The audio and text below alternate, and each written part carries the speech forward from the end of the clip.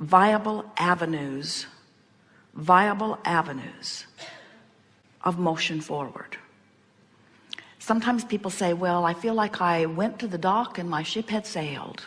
And we say, no problem, there's another and another and another and another and another and another and another.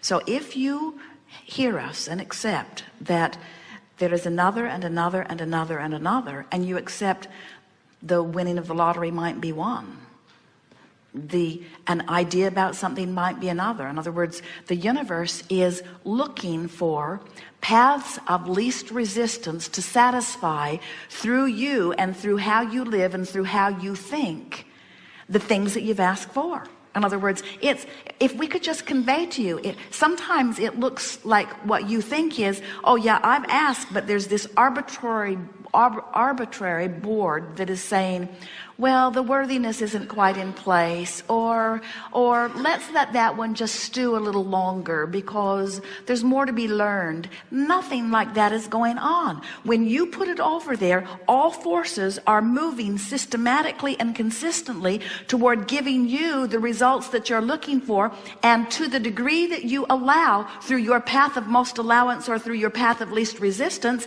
it unfolds. You see what we're getting at? So can you feel that it is working out for you? And then play whatever games you want to play. And if we were standing in your physical shoes, and this is really what we were telling our goal setting friend earlier, we would be less intense about what we're trying to make happen, because the intensity about what you're trying to make happen is the reason for the majority of your resistant vibration. An attitude of, I will succeed, instead of, it's natural that things come to me. Feel the difference. I'm going to make it happen because I'm going to prove my worthiness because I know I am worthy. Or the universe knows what I want. It's all queued up and it's just a matter of right timing. And the universe knows even better than I do the details of what would be the best unfolding for me, you see. And when you get into that place, then it's just fun to watch the drama unfold. It's fun.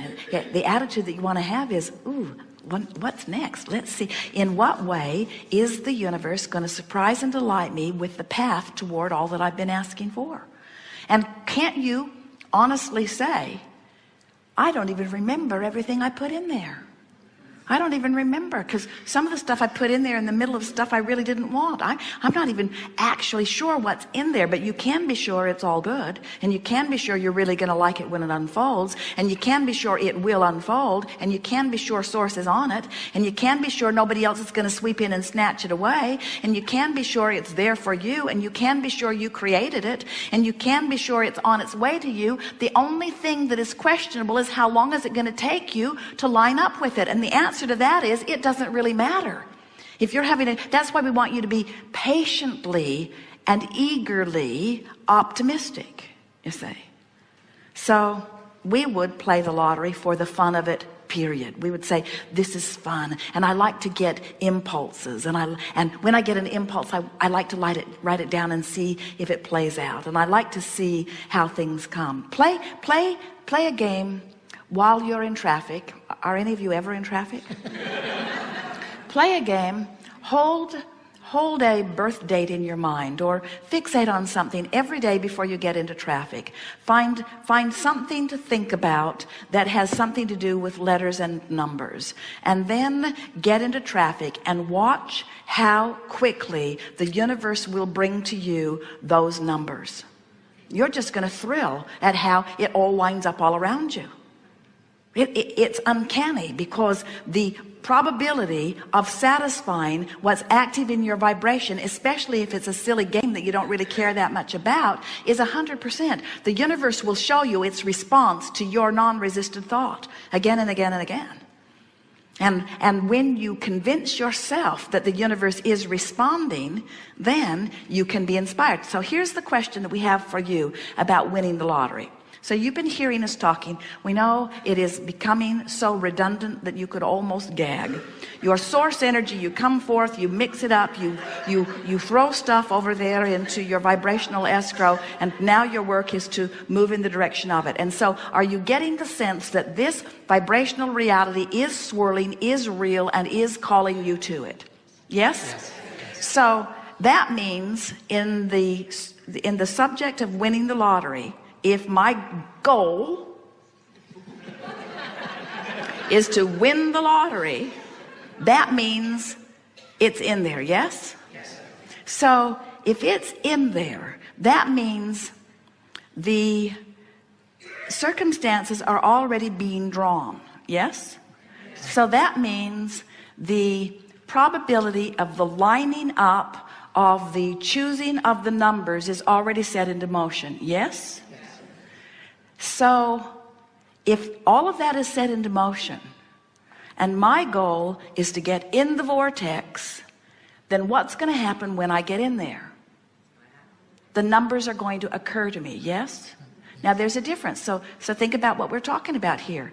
Are you going to dictate what numbers are called? No. Universal forces are going to line up the numbers. You're going to get in there where you can see them. You see? That's the way you go about it. In other words, you chill out and get in there, and when a vision of numbers comes to you, buy a ticket. But there are a lot of people trying to will the numbers. Oh, there'll be these numbers. Yeah, there'll be these numbers. There'll be let the universe line it up, and you get in there and feel the inspiration. And that, while we're really not that interested in the details of the specifics of this creation, that's the answer to everything that you want. You've been putting the content of it there, and the universe is arranging it in a very pleasing way for you. And what law of attraction does for you is it inspires you with a sense of timing and clarity about how you, now let's say that it's not the lottery you're trying to win. Let's say it's a lover. And let's say that you've really put a wonderful lover in there because you've had so many rotten lovers. In other words, you could look back to your past and say, hey, all you guys that gave me such a hard time, you have caused me to create something really wonderful. You were so bad, something really wonderful is in my future. And we're not kidding about that. Stuff you don't want is what causes you to cause a symbolization of what you do want. So let's say that the goal is to rendezvous with this magnificent relationship. So there it is swirling, and on this one subject, this one of 20 subjects that we were talking about, circumstances and events are all being lined up, and it's not just one path to lead you, it's another and another and another and another. So it doesn't matter if you're not queued up for the first one, there's another, and if you're not queued up for that, there's another. In other words, the law of attraction doesn't say, hey, we got it all ready and you weren't there, forget it, you missed your opportunity. There's nothing like that. There's another and another and another and another and another and another. So let's say that rather than you staying fixated on it and using the absence of something you really want as your reason to not feel good, let's say you're distracted by focusing upon other things that are easy to feel good about. Maybe you are involved in sports and you like it. Maybe you're personally running every day and you get in the zone.